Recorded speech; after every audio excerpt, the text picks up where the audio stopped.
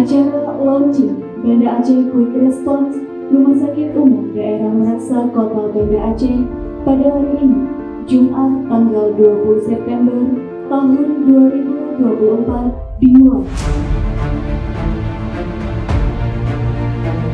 Launching Banda Aceh Quick Response yang intinya menyediakan ambulan yang bisa merespon permintaan pertolongan pertama oleh masyarakat, dijemput dan diantar ke rumah sakit.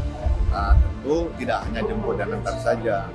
Dalam penjemputan atau setelah menemui pasien bisa segera dilakukan tindakan darurat sehingga risiko cacat permanen dari kejadian kesehatan yang terjadi bisa diminimalisir.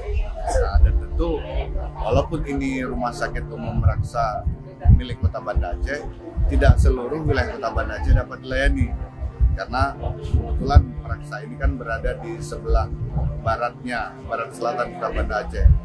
Bagian utara tentu nggak bisa, tapi Banda Aceh Quick Response pasti akan melayani juga wilayah Aceh besar yang berada di sekitar Rumah Sakit Meraksa. Mudah-mudahan ini bisa menjawab tantangan layanan kesehatan yang terus dituntut untuk bisa memberikan layanan.